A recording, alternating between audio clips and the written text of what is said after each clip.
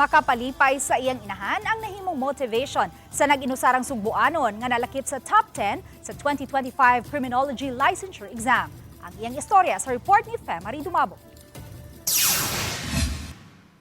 Diha pa lang sa iyang pag-review, gipangano din ni Franz Jory Pacaldo Insao, 22 anyos, ang mag-rank 1 sa 2025 Criminology Licensure Exam.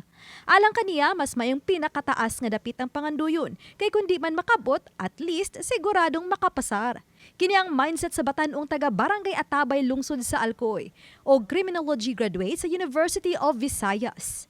Wala man makuha ang top 1 sa 2025 Criminology Licensure Exam. Apan, nakuha niya ang top 3 sa iyang score nga 91.85%.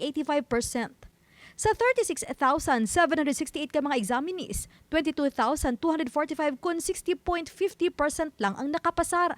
Saysay ni Franz, nga consistent honor student man siya pag high school, apan yanong college student lang siya sa dihang nagtungha sa kolehiyo. Pero naningkamot gud siya, gani. 17 hours a day siya nagtuon atol sa pag-review. Paniguro nga makapasar gyud sa licensure exam. Og to make mama proud ang usa sa iyang motivation. After the exam, tungod sa kalisod, nakaingon ko sa Ginoo nga Lord, balag makapasar na lang, dili lang matap.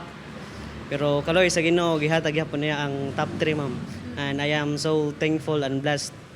Number 1 challenge yun, ma'am, kay financial jud, ma'am, kay knowing akong mother kay single mom siya niya. Proud ko sa mama kay human ko niya sa eskwela o nahimo kong tawo balag siya ra usa.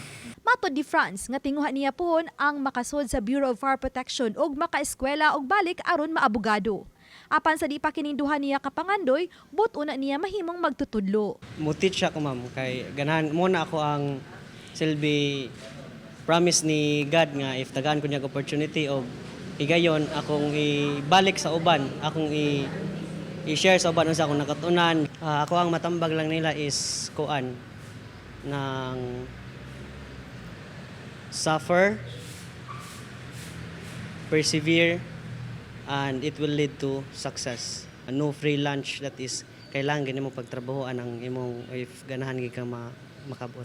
Si Franz ang usa sa ehemplo sa mga batanon nga wa man ni graduate sa kolehiyo with flying colors, apan padayon sa pagpaningkamot inubanan sa pag-ampo aron ang pangandoy makabot. Karon nahimo pa siyang sumbanan sa iyang mga higala ug igagaw nga way imposible sa taong kugihan. Oba ni Cleofer Lumayag, Femari Dumabok. Balitang Bisdak.